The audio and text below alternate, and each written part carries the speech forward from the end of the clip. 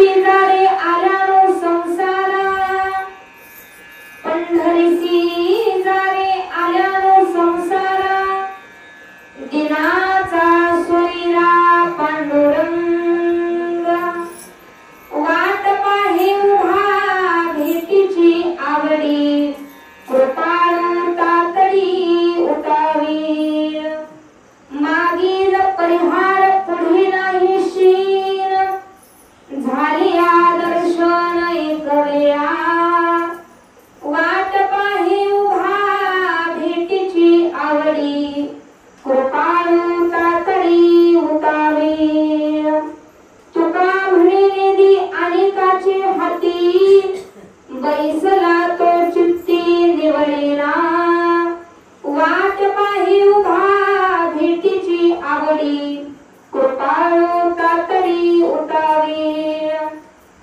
सहचरण सरोजम सांगनिराभुतावम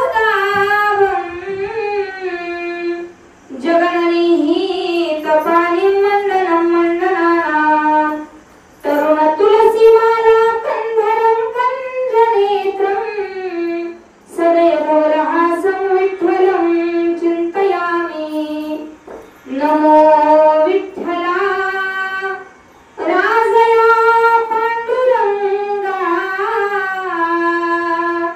नमो माऊली रुक्मिणी ज्ञानगंगा नमो पुंडलिका नमो चंद्रभागा नमस्कार माझा रुक्मिणी पांडुरंगा पांडुरंगा करू प्रथम नमन दुसरे चरण संतांच्या त्यांच्या कृपादाने कथेचा विस्तारू बाबाजी सद्गुरु दास तुका ओम नमो ज्ञानेश्वरा करुणा करा दयाळा तुमचा अनुग्रह लाभलो पावन झालो चराचरी मस्तक हे पायावरी या वारकरी संतांच्या पंढरीशी झाले झाले आल्यानो संसारा पंढरीशी झाले आल्यानो संसारा दिनाचा सोयरा पांडुरंग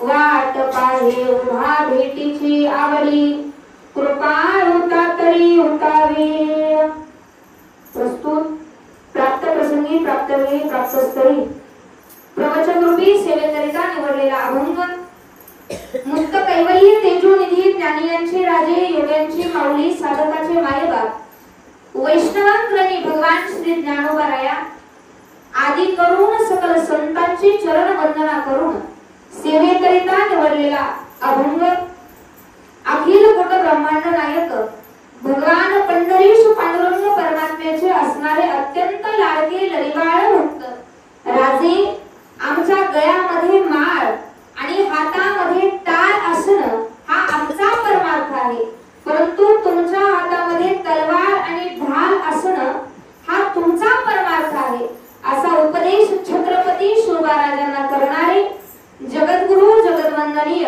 जगमान्य देवमान्य विश्वमान्य जगद्गुरु श्री संत तुकोबाराया यांचा गोड आणि चिंतनीय अवघ्या 4 चरणाचा मनुष्य जीवाला उपदेश करणारा अभंग आज आपण प्रवचन रूपी सेवेकरिता निवडला। कार्यक्रमाचं आयोजन काय कार्यक्रमाचं नियोजन काय जरी सर्वांना ज्ञात असलं तरी अल्पसहा परिहार देणं वक्त्याचं आद्य कर्तव्य आहे।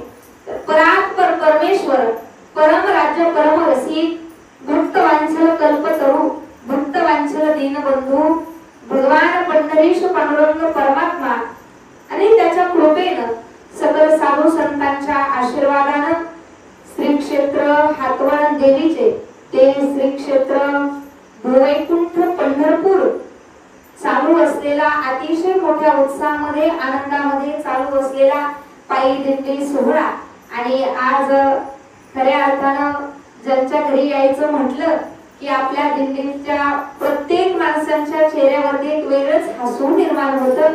असे आपले सगळ्यांचे लाडके राजू काका यांच्या घरी आजचा आपल्याला असला हा मुक्काम आणि आजच्या दिवशी त्यांची इच्छा म्हणून त्यांना कीर्तन ऐकायचं होतं परंतु समयाशी सादर व्हावे जसं समय असेल, जशी परिस्थिती असेल तशा परिस्थितीनं दरवर्षी आपण या ठिकाणी मोठ्या आनंदामध्ये भजनाचा कार्यक्रम करत असतो बघा. परंतु या वर्षी त्यांची इच्छा होती की कीर्तन व्हावं, पण कीर्तन न ऐकता इथं देवळालीलाही कार्यक्रम झाला, त्यावेळी त्यांना यायला काही जमलं नाही. पण काहीतरी श्रवण भक्ती घडावी म्हणून तुम्हा सगळ्यांच्याच वतीनं माझ्याकडे आलेली ही प्रवचन रूपी सेवा. सगळे आज दमलेले, कारण खांदी भार पोटी भूक, काय प्रवचनाचे सुख. सगळे आज दमलेले आहेत, सगळ्यांना भोजन करून सगळ्यांना झोपायचंय.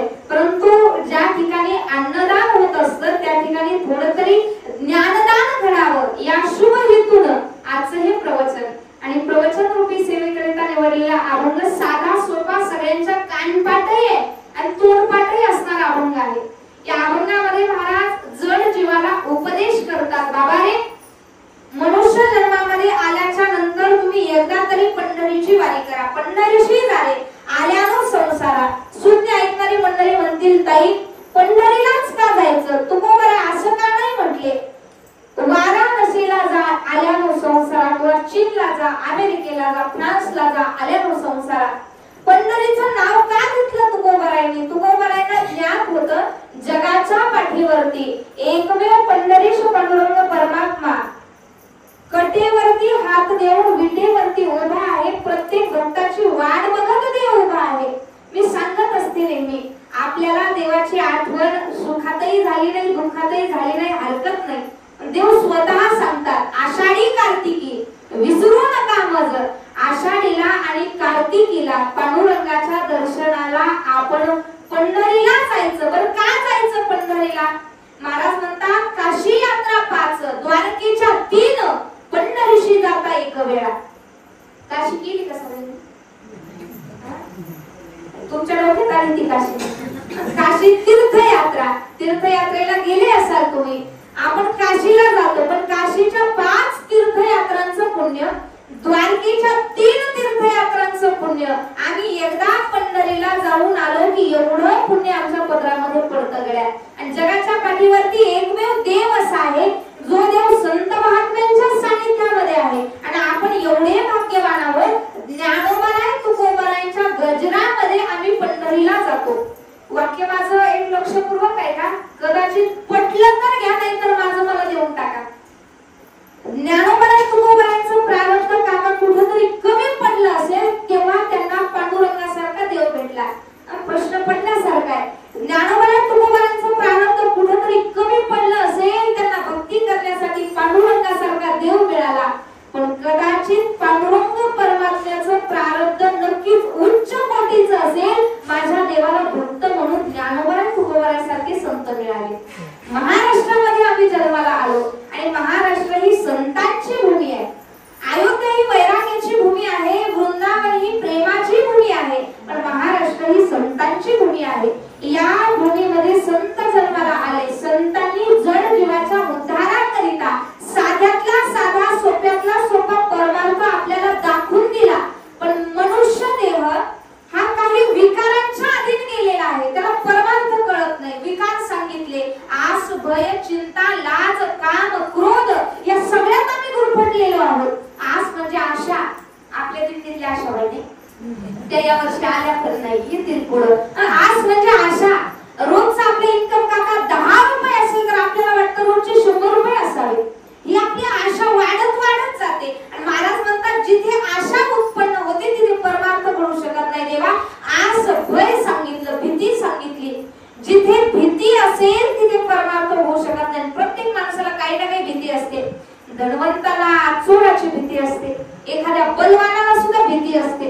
माझ्यापेक्षा जास्त बलवान जर माझ्या समोर आला, त्याच्या समोर आपल्याला निभावं लागेल की नाही. भय प्रत्येकाला असतं. तारुण्याचा अभिमान प्रत्येकाला असतो. मी कशाला आरशात पाहू नये का, मीच माझ्या रूपाची राणी. पंढरपूरच्या वाटेनं जाताना सगळ्यांचा कलर असं डाऊन होतो. आरसा बघितला की कसं तरी होतं. परंतु महाराज, प्रत्येकाला भीती आहे. आमचं तरुणपण एक दिवस नष्ट होणार आहे आणि म्हातारी अवस्था आम्हाला प्राप्त होणार आहे. सगळ्यात मोठी भीती आहे प्रत्येकाला. माझ्या सकट सगळे म्हणजे मी महाराज म्हणून मला भीती नाही असं नाही गेल्या. प्रत्येकाला भीती आहे. ती भीती आहे मरणाची भीती. आपल्याला एक ना एक दिवस हे विश्व सोडून जायचंय. ज्ञानोबराय वर्णन करतात,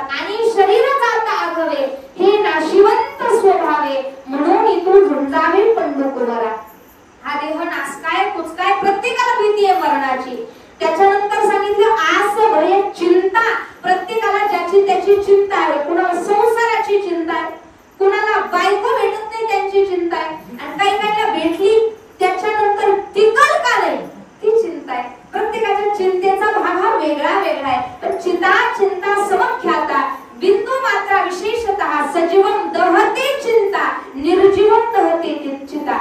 निर्जीवाला जाळण्याचं काम चिंता करत असते, पण सजीव माणसाला चिंता जाळते. तेव्हा चिंता आडवी आली तर मी परमार्थ करू शकत नाही.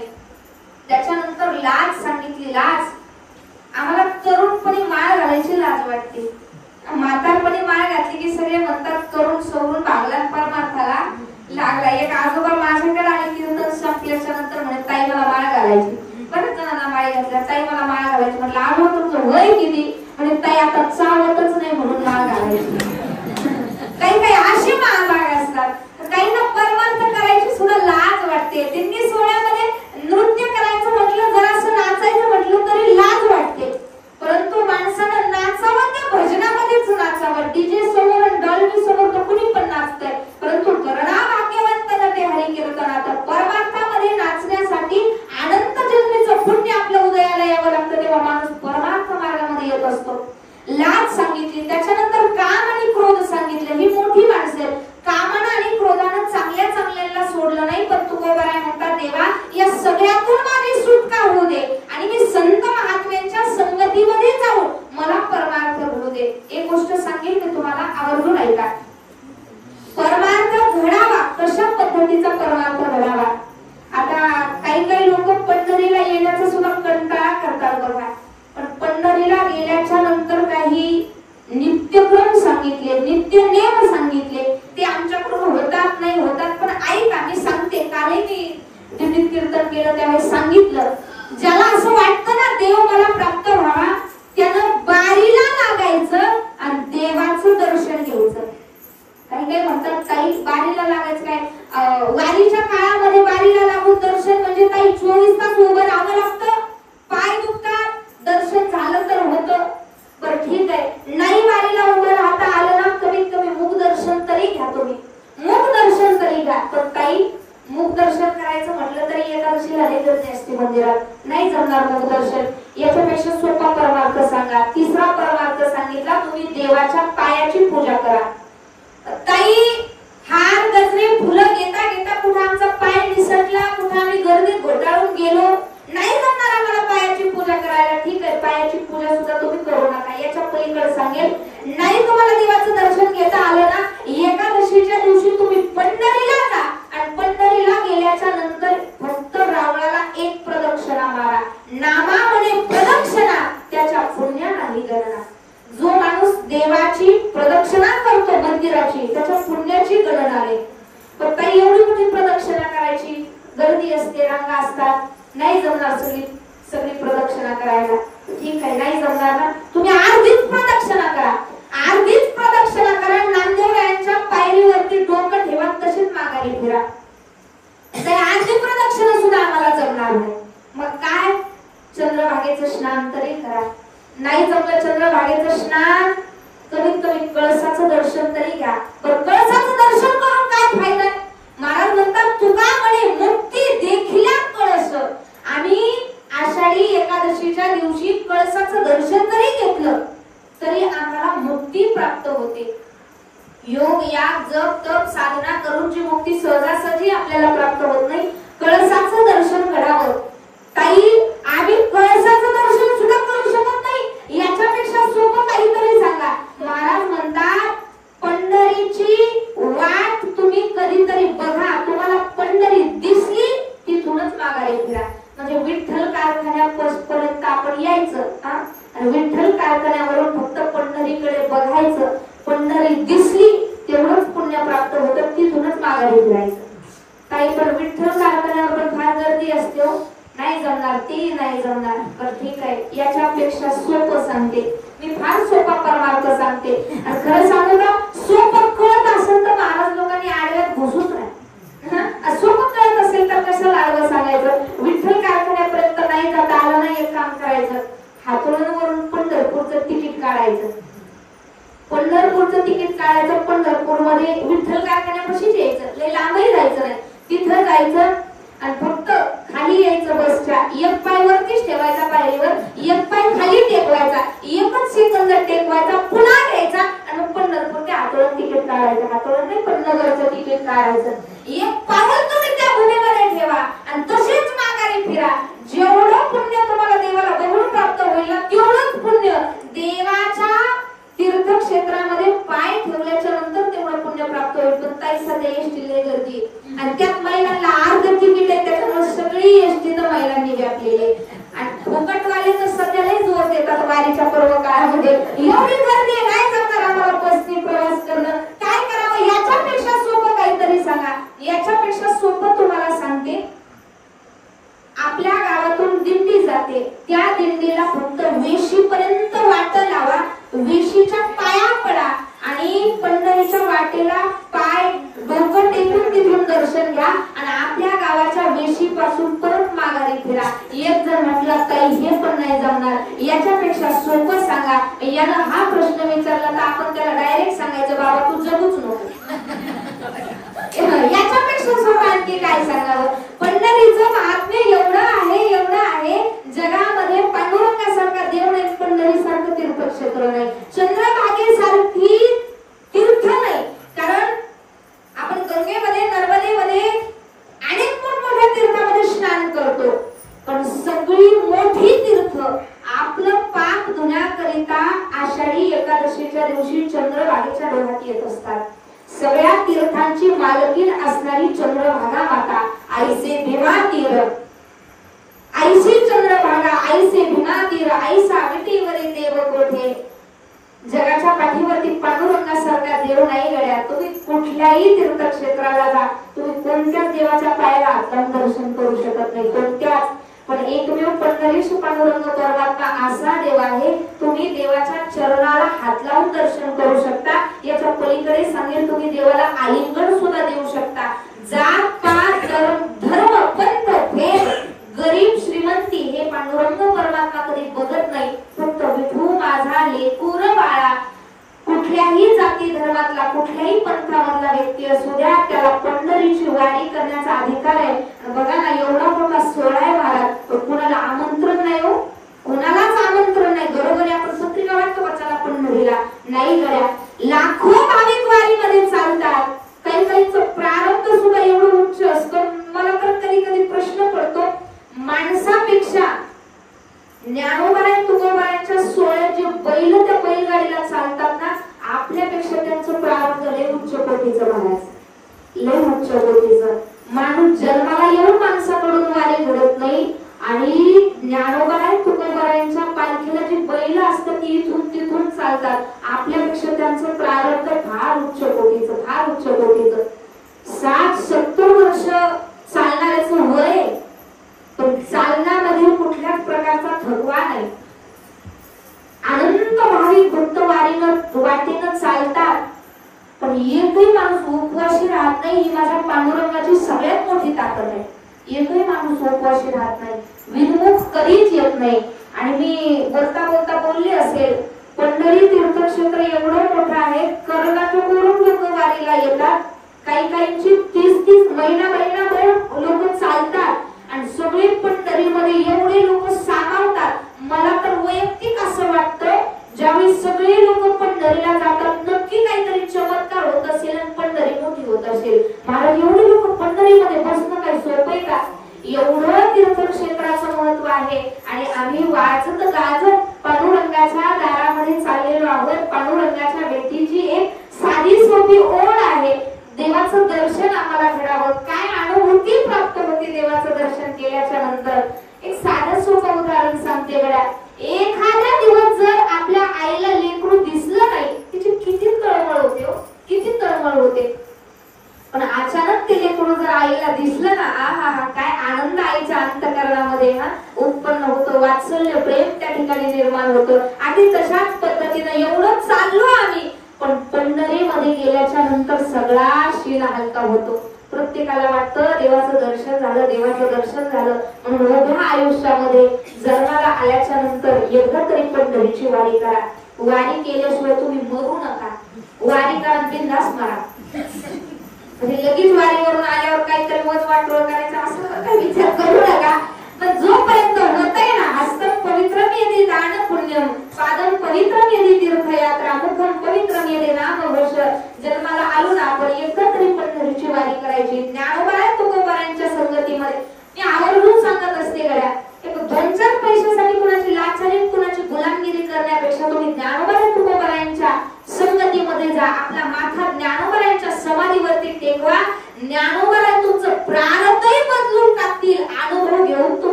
माथा ज्ञानोबरायांच्या समाधीवरती टेकला ना, 7 वर्ष माऊलींच्या सानिध्यामध्ये राहिले, 7 वर्ष. पण माऊलींच्या रावळामध्ये गेल्याच्या नंतर जो आनंद प्राप्त होतो, जगानं लुटून लावलेली माणसं माझी माऊली आपलंसं करतात, जगानं लुटून लावलेली माणसं आपलंसं करतात, आणि मग माझी माऊली त्या लोकांना स्वीकारतात. जगानं लुटून लावलेल्या माणसांना ज्यावेळी माऊली स्वीकारतात, माऊलींनी स्वीकारल्याच्या नंतर काही काळाच्या नंतर ज्या लोकांनी लुटून लावलं तीच माणसं पायावरती डोकं ठेवतात. हा आळंदीचा इतिहास आहे.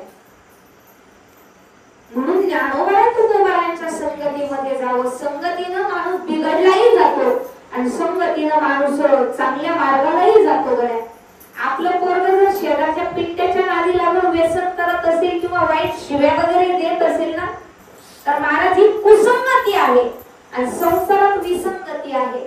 म्हणजे जर नवरा परमार्थ करत असेल, बायको परमार्थ करू देत नाही, किंवा पत्नी परमार्थ करत असेल तर नवरा परमार्थ करू देत नाही, ही संसारात विसंगती आहे. कशी सांगू का, एका घरात ना एक वैष्णव वारकरी राहायचे, शेतकरी, आणि दरवर्षी त्याची तळमळ राहायची, मला पंढरीला जायचं, मला पंढरीला जायचं. बायकोला काय परमार्थच मान्य नव्हता, याला पंढरीला जाणं हिला अजिबात आवडत नव्हतं, अजिबात आवडत नव्हतं. आवली जसं तुकोबारायांना शिव्या द्यायच्या तशी त्यांच्या नवऱ्याला शिव्या द्यायच्या. काही काही लई महाभाग महाराज मालकाला शिव्या देत असू दे, आपल्याला अजून कसला अनुभव नाही, आपण अनुभवाशिवाय कशाला बोलायचं नाही का, अनुभव येईल तेव्हा सांगत.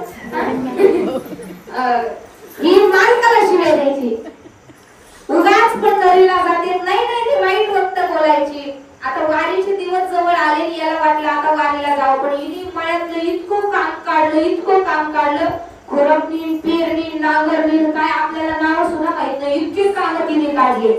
आणि एवढे काम काढल्याच्या नंतर प्रसंग असा निर्माण झाला, तेव्हा कळाला आता ही बाई काय मला पंढरीला जाऊ देत नाही. मग याच्या मनात एक इच्छा उत्पन्न झाली, चला मला आपण पंढरीला जाऊ शकत नाही, कमीत कमी आपल्या घरी एखादी दिंडी तरी जेवली पाहिजे, अन्नदान आपल्या घरून झालं पाहिजे. मग यानं काय केलं, रस्त्यावरून एक दिंडी आपल्या घरी बोलवली आणि बोलवली, म्हटले माझ्याकडून काहीतरी अन्नदान घेऊन जा, त्याच्याशिवाय काही तुम्ही जाऊ नका.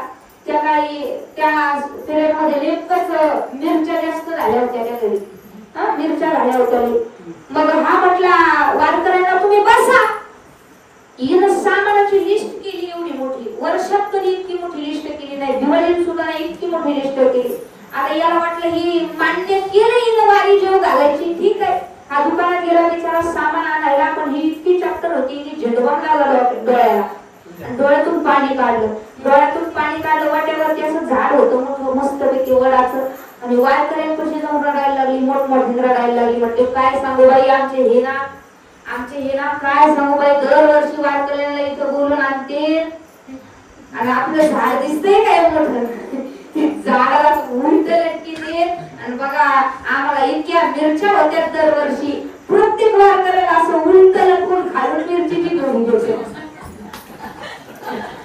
आता डोळ्यात पाणी आले. हे जर माझ्यासारखी ऐकलं असतं राजू काका, मी कमीत कमी जागेवर थांबलीच नसते, ऐकलं की लगेच पळ काढला असता तिथून.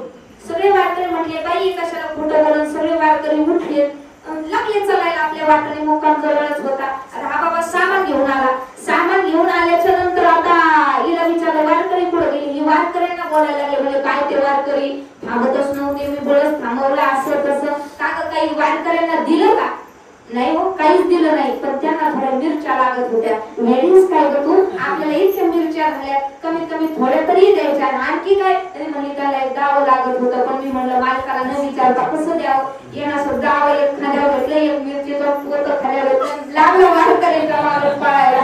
ओ थांबा म्हणे थांबा, मिरचीचं पोतं दाव घेतल्याशिवाय तुम्ही जायचं नाही. आता प्रसंग जरा माझ्या बाबतीत घडला असता तर नाना मी दिंडी सोडून पळाले असते, चप्पल पायात आहे का नाही याचा सुद्धा विचार केला नसता. याला संसारातली विसंगती म्हणतात हो. पण महाराज म्हणतात संसारामध्ये जन्माला आल्याच्या नंतर एकदा तरी पंढरीची वारी करा. पंढरीची जाडे आल्यानं संसार प्रत्येकाला करायचा आहे. वर्षाचे 365 दिवस आपल्याला संसार करायचा आहे, पण मिळालेला नरदेह थोडा तरी परमार्थ मार्गामध्ये खर्च व्हावा. आपण मिळवलेलं धन हे चांगल्या तरी तमो मनुजीने चरणा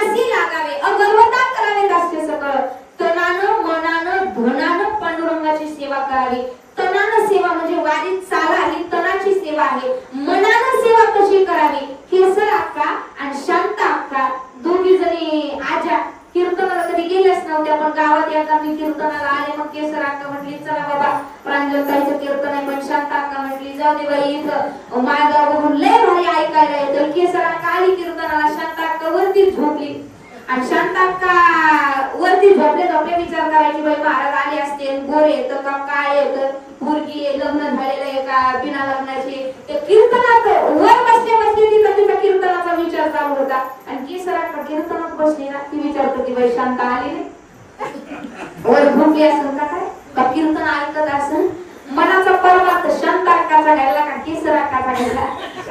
शांत अक्काचा घ्यायला. ती बिचारी वर बसून कीर्तनाचं चिंतन करत होती आणि ही बिचारी कीर्तनात बसून तिचं चिंतन करत होती. मनानं परमार्थ घडावा, परमार्थ मनानं घडावा. तनो मनो जीवे, तनानं मनानं आणि धनानं परमार्थ घडावा. धनानं कसा घडावा? महाराज आपल्याला 100 रुपये पांडुरंगाच्या कृपेनं मिळत असेल तर त्याचे 10 रुपये देवाच्या नावे तुम्ही काढून ठेवा. म्हणजे डायरेक्ट माझं आवर्जून सांगणं असतं कोणत्याच देवाला गेलं ना दानपेटीत पैसे टाकायचे नाही, कधीच टाकायचे नाही. एखादी दिंडी जेव झाला हा दिंडीला थोडंफार सहकार्य करा. एखाद्या दिंडीला टाळ घेऊन द्या, विना घेऊन द्या. होईल ते वारकऱ्याला सहकार्य करा. वारकरी वारीला चालली ना चॉकलेट बिस्किट काय असेल ते आपल्या पैशाने खर्च करा. दानपेटीत पैसे टाकण्यापेक्षा वारकऱ्यांची सेवा केलेलं कितीही चांगलं असं तो आपला भाग असतो. ज्याच्या त्याच्या भावाचं वर्णन असतं. मला काही कोणाला विरोध वगैरे करायचा नाही, परंतु धनानं सुद्धा सेवा घडवू शकते. ते धन आम्ही चांगल्या पद्धतीनं कमवलेलं पाहिजे. जोडून या धन उत्तम व्यवहारे. आम्ही चांगल्या पद्धतीनं पैसा कमवावा. मिळालेला पैसा सुद्धा चांगल्या मार्गानेच खर्च व्हावा. तनानं मनानं धनानं पांडुरंगाची सेवा करावी. कारण तो पंढरीश पांडुरंग परमात्मा विटेवरती उभा कटेवरती हात किती युगापासून आरती म्हणतो ना आपण युगे 28 विटे. काही ना नीट काही म्हणता सुद्धा येत नाही. काही डायरेक्ट म्हणजे आवतावर पांडुरंग, अवतार पांडुरंग नाही अवतावर पांडुरंग. काकड्यामध्ये ऐकणारी एक कान पुढल्याने गेलेली असते. नाही ते विचार करणार, दुसरंच ऐकणार आणि तिसरंच म्हणणार. परंतु असं काकड्यामध्ये हरिपाठामध्ये खऱ्या अर्थाने आनंद आहे. ते म्हणत पांडुरंग परमात्मा आमची वाट बघतोय. आणि ज्यावेळी आम्ही पंढरीमध्ये गेलो, पंढरीला गेल्याच्या नंतर एकादशीचं मस्त फराळ झालं, एकादशीचं कीर्तन झालं आणि द्वादशीची ज्यावेळी आमची माघारी निघण्याची वेळ येते मग त्यावेळी देवाला हात जोडावे लागतात. जातो माघारी पंढरीनाथा तुझे दर्शन झाले आता. मला असं वाटतं आपल्याला असं एकही माणूस नसेल पंढरीवरून येताना त्याच्या डोळ्यात पाणी येत नसेल, एकही वारकरी नसेल. ज्यावेळी आपण माघारी फिरतो ना काय भाव असेल तो. देव प्रत्येकाला दिसेल नसेल असं काही नाही गड्या. परंतु ज्यावेळी आपण पंढरीवरून माघारी येतो आमचे पाय जे आहेत ना ते पाय पंढरीवरून माघारी येतच नाही. सगळ्यांचं माहेर आहे. म्हणून हरिपाठातही माऊली म्हणतात जाई नगे माय या पंढरपुरा. आणि देव सुद्धा दमतो महाराज आपल्यात वारी करून. कारण जेथे कीर्तनाची जागा तेथे पांडुरंग उभा. माझी भक्त गाती जेथे नारदाने उभा तेथे. जिथं जिथं कथा कीर्तन प्रवचन असतं तिथे देव असतातच. देवाला सुद्धा करमत नसेल म्हणून देव विश्रांती घेण्याकरिता वारी झाल्याच्या नंतर विश्रांती घेण्यासाठी पंढरीश पांडुरंग परमात्मा ज्ञानोबांसोबत नामा म्हणे देवाचा तया ठाया विश्रांती घ्यावया कल्पावरी. ज्ञानोबांच्या सानिध्यात देवही विश्रांती घेण्यासाठी येतात. हात जोडून पाया पडून चपला सकट पाया पडून विनंती आहे एकदा पंढरीची वारी करा. कुठलीच एकादशी नाही करता आली. आषाढीची एकादशी मनापासून करा. कार्तिकीची एकादशी मनापासून करा. गळ्यात पवित्र तुळशीची माळ असावी नसली तरी चालेल. परंतु माळकऱ्याचे जे लक्षण आहेत तेवढे लक्षण आम्ही पाळायचे. त्याचबरोबर खऱ्या अर्थानं बारकाईनं विचार केला पण माणूस ही जात अशी आहे महाराज. बारीक विचार केला तर माणूस परमार्थ बघता बघता तिचा स्वार्थ बघत असतो. परमार्थामध्ये तरी माणसाने कधी स्वार्थ बघायचा नाही. निस्वार्थ भावनेनं वारी करायची. निस्वार्थ भावनेनं ज्ञानोबा तुकोबारायांचं चिंतन करायचं. स्वार्थ माणूस कसा बघतो. काल कीर्तन झालं मी तिथं दृष्टांत सांगितला. त्या गावात कीर्तनाला गेले होते काका. कीर्तन संपल्याच्या नंतर एक बाबा माझ्याकडे आले, त्यांनी 500 रुपयाची नोट काढली, अशी पुढे ठेवली. ही नोट येते पुढे ठेवली. आपण 500 रुपये पुढे ठेवले. मी त्यावेळी जॅकेट घातलं होतं. आता जॅकेटला काय 3-3 खिसे असते ना, कधी चालतात. तुम्ही बघत आता कोणी बक्षीस दिलं का मोकार नको कुणाकडे द्यायला, आपलं पटकन खिशात ठेवून द्यायचं. ज्ञानोबाई तुकोबाईंनी पाईप दिला महाराज, पैशाचा पाईप दिला, कुठेच कमी नाही. रोजचे 2 पाकिट घरी येत. तुम्हाला एक सांगते का, 500 रुपये त्यांनी समोर ठेवले. म्हणले ताई 7 वर्ष झाले लग्नाला, अजून काही पूर्णच व्हायला. आता काका मला सांगा, थोडी काका मला तरी पोरगी सांगता येत असलं तर कशाला मी गाडी इकडून तिकडे एखादे गाव घेऊन फिरले असते. हातोड्याला मठ बांधून दिला असता, सगळ्यांनी मला मी मठाव बसले असते, सगळे मला भेटायला आले असते नाही का. पोरगी विचारायला आपल्याला सांगता येत असते. आता 500 घ्यायचे मला काहीतरी विचार, काहीतरी उत्तर द्यावं लागेल ना त्यांना.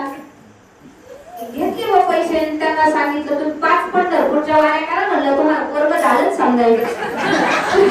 कारण मला माहित होतं त्या गावात काही परत कीर्तनाला जाणार नाही, गेले तरी त्याला काय ओळख देणार नाही.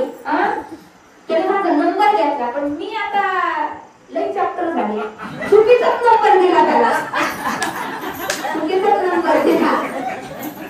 ते आपल्या पुढचं निघालं, त्याने युट्यूब वरूनच नंबर काढला. वारीचे दिवस जवळ आले, म्हणजे ताई वारी करायची. आता 6वी-7वी पासून मी वारी करते, 2 वर्ष तरी किती सोबत वारी केली.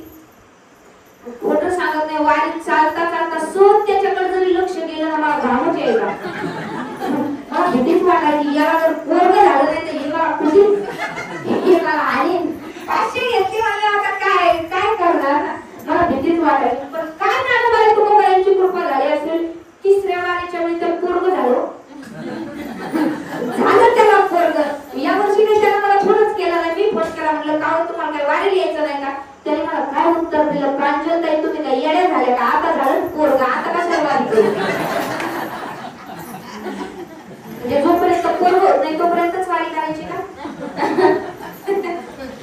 माणसांचा परमार्थ काय सांगावं महाराज. माणूस स्वार्थानं परमार्थ करतो आणि स्वार्थ भावनेनं खऱ्या अर्थानं पांडुरंगाच्या दारात सेवा घडावी. किती मोठे तुम्ही असा, किती मोठे असा, तुमच्याकडे लाख संपत्ती असू द्या, गाडी बंगला पैसा धन संपत्ती सगळं असू द्या, पण तुमच्या आयुष्यात जर वारकऱ्यांची सेवा नसेल, तुमच्या आयुष्यात जर भजन नसेल, तुकोबाराय म्हणतात काय थोरपण जाळावे ते. किती थोर आहात, जाळून टाका तुमचं थोरपण. का तर तुका म्हणे येथे भजन प्रमाण. ज्याच्या आयुष्यात भजन नाही ना, त्याच्याकडे पैसे असले तरी ते पैसे जाळून टाकावे. त्याच्याकडे गाडी लावा तुमच्या वैभवाला, फक्त तुम्ही भजन किती करता, परमार्थ किती करता, आणि याच्या पलीकडे तुम्ही आपल्या माणसांना किती जपता, एखाद्याला किती चांगलं बोलता. आवर्जून माझं प्रत्येक कीर्तनामध्ये सांगणं असतं काय, नाही वारी घडली चालेल, नाही एखादं घडली चालेल, कमीत कमी आपल्या बोलण्याने एखाद्याचं अंतःकरण दुखलं जाईल असं कधी बोलायचं नाही. आपल्या वागण्याने एखाद्याला त्रास होईल असं कधी वागायचं नाही. आतुरतेनं पांडुरंग परमात्मा आपल्या भेटीसाठी उभा आहे, त्याची भेट घ्यायची आणि आपला आनंदाचा प्रवास खऱ्या अर्थानं सुखरूपपणे पार करायचा. आता मला कमीत कमी रोजची 4 तास बोलायची सवय लागली आहे. तसं काय नाही, मी किती तो वाटवर बोलू शकते. पण आता सगळे चाललेले तो सगळ्यांना पायाला फोड आलेले. पण काका आजच शब्द देते, पुढच्या वर्षी इथे कीर्तनच होणार. कारण 2-3 फोन आले होते कीर्तनासाठी, नानाने नियोजन केलं होतं, 2-3 फोन आले, पण आम्ही काही कुठं कीर्तन घेतलं नाही. म्हटलं आम्हाला आमच्या आवडत्या ठिकाणी, म्हणजे आमच्या दिल्लीत जेवढे ठेपे आहेत ना, सगळ्यात आवडतं ठिकाणच आमचं हे. मी सांगितलं इथं यायचं म्हटलं का सगळ्यांना आनंदच होतो, सगळ्यांना आनंदच होतो.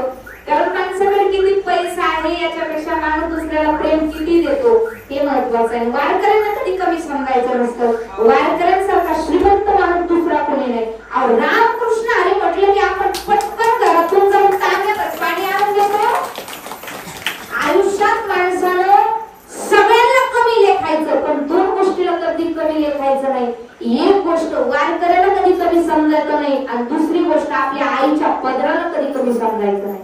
या 2 गोष्टीला कधी कमी समजायचं नाही. वारकऱ्याची सेवा आपल्या आयुष्यात काका खऱ्या अर्थानं आम्ही वारीला जातोय, पण आमच्यापेक्षा जास्त पुण्य तुमच्या पदरात पडतंय. कारण अन्नदान सर्वश्रेष्ठ दान, लेने को हरिनाम, देने को अन्नदान, करने को लीनता और ढूंढने को अभिमान. तुम्हाला पांडुरंगाकडे जायची गरजच नाही, कारण तुमचा स्वभावच असा आहे 24 तास पांडुरंग परमात्मा तुमच्या घरातच वास करतोय. हे वैभव आहे आमचं खऱ्या अर्थानं. असो कौतुक कोणाचंही करायचं नसतं. कीर्तनकारानं जर एखाद्याचं फुकट कौतुक केलं तर कीर्तनकाराच्या 72 पिढ्या नरकात जात असतात. तिने घाव केला एकोणतर कुळांचा, पाहुणा यमाचा श्रेष्ठ तो. मला काही यमाचा पाहुणा व्हायचं नाही आणि माझे कुळ काही नरकातही घालायचे नाही. तुमच्या हातून अशीच वारकऱ्यांची सेवा घडेल आणि तुम्ही जेवढी सेवा कराल, मी त्यांच्या स्टेटसला बघत असते, 6 महिन्याला तुमचं एक नवकरेत तुमच्या दारात उभं राहते. ही पांडुरंगाची लई मोठी कृपा आहे तुमच्यावरती, लई मोठी कृपा आहे. हे सोपं नाही म्हणा. आपण परमार्थामध्ये जेवढं समर्पण करू, जेवढी नम्रता बाळगू, तेवढं देव खऱ्या अर्थानं देत असतो. आपण म्हणत असतो, आंधळा मागतो एक डोळा देव देतो, एका हाताने देवाला द्या, देव तुम्हाला हजारो हाताने देईल. आपल्या सगळ्यांची वारी अशीच आनंदात दरवर्षी घडत राहो. आपल्या दिंडीचं वर्ष खऱ्या अर्थानं 3रंच वर्ष आहे, परंतु मीच माझ्या वतीनं पांडुरंगाला प्रार्थना करेल, आपल्या दिंडीचे 100 वर्ष आपल्या हातूनच घडावे. त्याच्यानंतर काय कोण कुठपर्यंत जगतंय, कोण कुठपर्यंत जगतंय, परंतु कमीत कमी एक तप तरी इथं बसलेल्या इथं जेवढे बसलेत ना, आपल्या दिंडीचे 12 वर्ष कमीत कमी इथं बसलेल्या सगळ्यांच्या हातून घडावे. सगळे 12 वर्ष आपल्या वारीमध्ये चालावे ही ज्ञानोबा तुकोबारांच्या चरणी प्रार्थना. कार्यक्रमाची नियोजित वेळ खऱ्या अर्थानं संपलेली आहे. मी बोलून गेले, मला 4-4 तास 2-2 तास उभं राहून बोलायची सवय. मी आता बोलायला लागले. आपल्या गाडीला नॉन स्टॉप असतो, एकदा का पेट्रोल टाकलं हे पायी वस्तूवर आपण थांबत नाही. परंतु सगळे एवढं जमून आले तरी सुद्धा आनंदाला प्रवचन ऐकायला बसले. खरं तर तुम्हा सगळ्यांचे मनापासून आभार. स्वयंपाकही झालेला आहे आणि आता सगळ्यांना जेवायलाही बसायचंय. सगळ्यांनी काय चपात्या व्हायच्या, आता प्रवचन झाल्या चपात्या करायच्या. सगळे प्रवचन ऐकायला बसले तर काय नाही 2-3 जणींनी लाटायला बसायची पंगत. आपलेच माणसं सगळे पाहुण्याला एवढं काय करा होतच असतं, चालूच असतात असल्या गोष्टी. आपण पांडुरंगाच्या दारात आहोत, सगळ्यांना ऐकावं वाटतं आणि स्वयंपाकही करावं वाटतं. काय करावं आता नाही का, फावल्या वेळेमध्ये झालेली सेवा पांडुरंगाच्या चरणी अर्पण. या अभंगाचा अर्थ सांगायला गेला तर 3 तास बोलायला कमी पडतील. ज्ञानोबा तुकोबारांचे शब्द म्हणजे शब्द नाही तर हे अमृत आहे. हे अमृत आमच्या आयुष्यात आलं तर एवढं कल्याण होतं, एवढं कल्याण होतं. मी माझ्यावरून घेऊन सांगते, तुकोबारांच्या 4 अभंगावरती जर मी गाडी घेत असेल तर माझ्या तुकोबारांचा 4000 अभंगाचा साठा होता. किती कमवता आला असतं. नाही, संसाराच्या नावे घालून या शून्य वाढता हा पुण्य धर्म केला, असा निस्वार्थी परमार्थ सगळ्यांकडून व्हावा. असो झालेली प्रवचनरूपी सेवा पंढरीश पांडुरंग परमात्म्याच्या चरणी अर्पण. माझ्या वाणीला पूर्ण विराम. विठ्ठल विठ्ठल विठ्ठल विठ्ठल पुंडलीकाचा विठ्ठल श्री ज्ञानदेव तुकाराम.